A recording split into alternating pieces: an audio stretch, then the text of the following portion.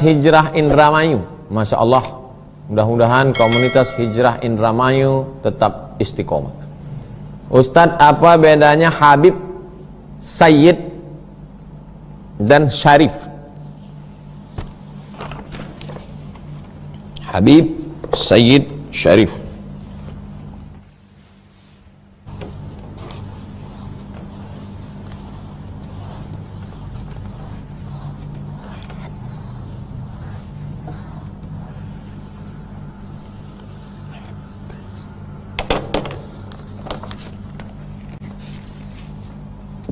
Man ahabbani, siapa yang cinta kepada aku, kata Nabi. Dari kata hab, ahab, hub, cinta. Maka kita cinta kepada dia dan cinta kepada anaknya, cinta kepada cucu-cucunya. Maka orang yang kita cinta itu disebut dengan Al-Habib. Siapa yang kita cinta itu? Muhammad sallallahu alaihi wasallam. Maka keturunan-keturunannya itu dipangkal nama Al-Habib. Muhammad sallallahu alaihi wasallam punya anak namanya Fatimah. Kenapa bukan cucu yang lain? Kenapa ini saja? Al-Hasan, Al-Husain. Kenapa Hasan dan Husain saja? Hadisnya nyebut begitu. Innal Hasan wal Husain sayyida syababi ahlil jannah. Sesungguhnya Hasan dan Husain adalah sayyida syababi ahlil jannah, pemimpin penghuni surga. Maka disebutlah di sini Sayyidinal Hasan. Sayyidinal Hasan. Dari kata sayyida, sayyid, pemimpin. Innal Hasan wal Husain sayyida syababi ahlil jannati. Sesungguhnya Hasan, maka disebut Sayyidinal Hasan, Sayyidinal Husain. Tapi sebagian, tidak keseluruhan, sebagian membedakan. Untuk yang Hasan digunakan kata sayyid, untuk yang Husain digunakan kata syarif. Maka disebut dengan Syarif Husain.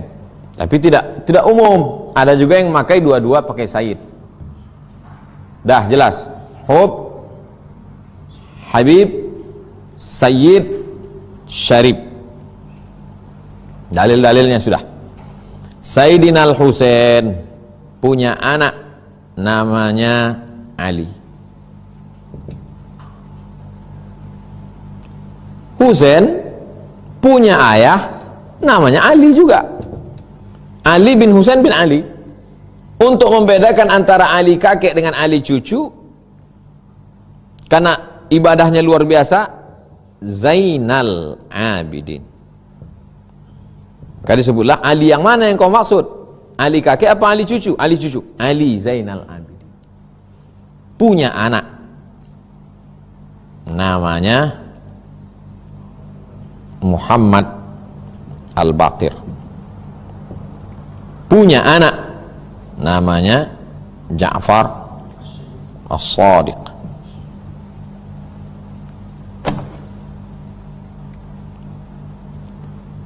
Ja'far Sadiq punya anak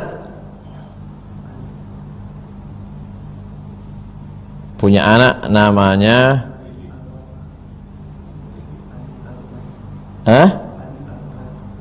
Ali apa? Al-Uraidi. Ali lagi.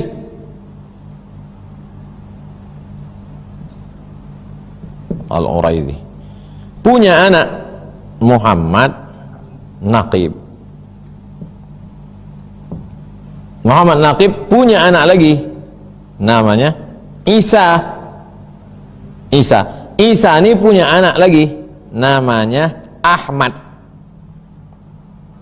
Ahmad bin Isa Al-Muhajir. Nah, Al-Muhajir, kenapa dia disebut Al-Muhajir? Karena dialah yang pindah dari Baghdad ke Tarim. Pindah dia dari Baghdad ke Tarim. Maka disebut muhajir. Anak cucu dari Sayyid Ahmad bin Isa al-Muhajir inilah, itulah dia keturunan-keturunannya As-Saqqaf. As-Saqqaf. Payah orang nyebut Saqqaf siapa? As-Segaf.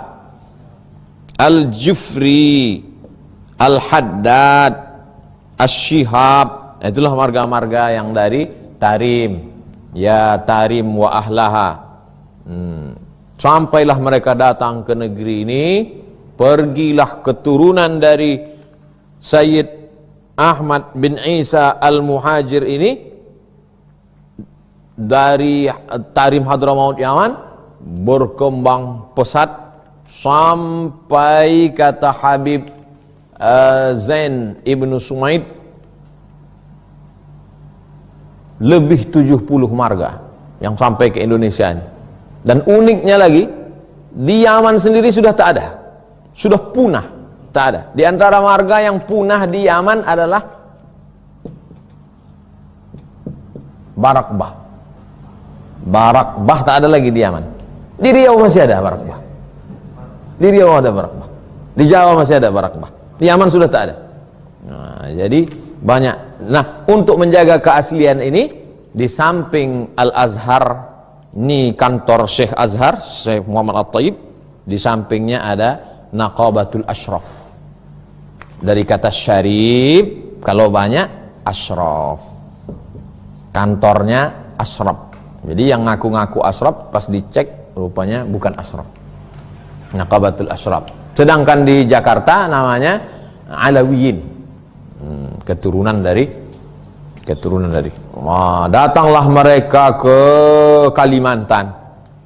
Datang mereka ke Kalimantan, membuat sebuah kerajaan. Itulah dia Istana Al-Gadriyah. Al-Gadri, Al-Qadri. Dari keturunan Sayyid Ahmad bin Isa al-Muhajir. Salah satunya cabangnya adalah Al-Qadri. Sampai hari ini itulah dia sultan yang sekarang, Sultan Abu Bakar Al-Qadri. Datang lagi keturunan ini ke atas Kalimantan. Itulah dia Sultan Hasan al-Bolkiah. Kok bisa Sultan Melayu keturunan Nabi? Ya karena dulu kan anak-anak Raja Melayu ini, anak gadisnya, saking kan mereka memuliakan keturunan Nabi, dikasihnya anaknya menikah. Akhirnya emaknya Melayu, ayahnya Sayyid, ayahnya Syarif. Begitu juga yang terjadi dengan Kesultanan Siak, Sri Indrapura, Riau. Nah, ada nama anak sultan tuh namanya Tengku Embung, menikahlah dengan Syarif. Makanya sejak itu raja-raja Riau itu pangkal namanya Syarif. Sultan Syarif Qasim, Sultan Syarif Hasim. Yang perempuan Syarifah, yang laki-laki Syarif. Istri saya Syarifah, kok pesek Pak Ustaz? Itu nama dia. Itu nama dia, bukan dia keturunan. Mohon maaf Bu Syarifah. Begitulah ibu apa tadi bertanya? Komunitas Hijrah Indramayu. Ah, udah jelas tadi kan? Habib, Sayyid dan Syarif. Bisa enggak orang itu jadi Al-Habib As-Sayyid? Ya. Al-Habib As-Sayyid Muhammad bin Alawi. Al-Habib As-Sayyid Muhammad bin Alawi bin Abbas Al-Hasani. Kenapa disebut Al-Hasani? Keturunan Hasan. Keturunan Hasan ini banyaknya di Maroko. Jadi keturunan Hasan ini, keturunan Husain ini ke Yaman sampai ke kita. Keturunan Hasan justru ke barat, pergi ke Maroko. Al-Idrisi. Jadi orang Maroko ini ganas. Makanya orang barat menyebut mereka barbar, barbarian people, orang barbar, suka berperang. Mereka tak suka disebut barbar karena itu ejekan. Mereka lebih suka disebut Amazigh. Nahnu Amazighi, suku kami Amazigh. Berperanglah antara suku ini. Datanglah keturunan Hasan tadi. Akhirnya seluruh suku ini mencium tangan keturunan Hasan. Udahlah, kau ajalah jadi raja. Nah, itulah mereka jadi raja sampai hari ini. Yang raja sekarang Muhammad As-Sadis, Muhammad ke-6. Kalau meninggal nanti digantikan oleh anaknya Hasan As-Salis. Hasan III sudah siap. Masjid yang besar di Casablanca itu didirikan oleh Raja Hasan Ats-Tsani. Hasan II, ayah dari Muhammad V sekarang, ayah dari Muhammad VI sekarang. Dibuat di situ. Nanti Bapak Ibu jamaah pergi ke Casablanca, Darul Bayda, masjid besar di tepi laut Atlantik, ada tiang utama di situ. Ini masjid didirikan oleh Amirul Mukminin Hasan Ats-Tsani, didirikan oleh Hasan II, anak Muhammad V, anak Hasan I, terus sanadnya sampai ke Sayyidina Al-Hasan ibni Fatimah binti Muhammad sallallahu alaihi wasallam. Tertulis di tiang utama. Begitulah mereka bertebaran di atas muka bumi Allah Subhanahu wa taala menyebarkan dakwah. Ustadz, apa rahasia di angka 40? Kenapa banyak 40 ini muncul? Nabi Musa alaihi salam beserta Bani Israel terjebak di lembah Tih berapa lama? 40 tahun. Nabi Musa bermunajat, fatamma miqatu rabbih arba'ina lailah, sempurnalah munajatnya kepada Allah selama 40 malam. 40. Nabi Muhammad diangkat menjadi rasul di umur 40. 40 adalah fatamma miqatu rabbih, sempurna 40. 40 adalah angka kesempurnaan. Makanya orang berusia 40 itu kesempurnaan. Saya baru viral umur 40. 2017 baru viral. Ingat saya itu. Jadi di situ angka kesempurnaan.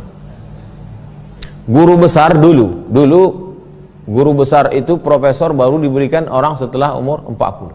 Karena ada orang berilmu tapi emosinya belum stabil.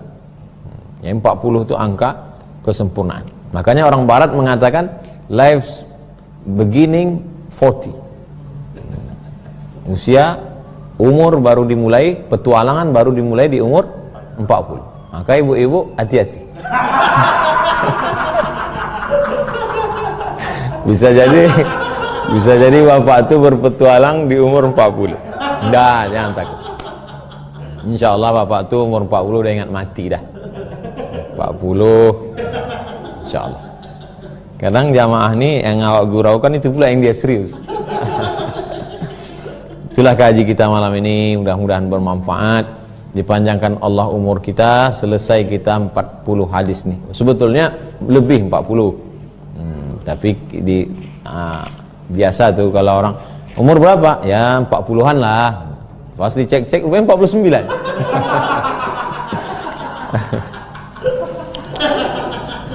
Ya tuh. Lebih 40. Nanti kita bahas.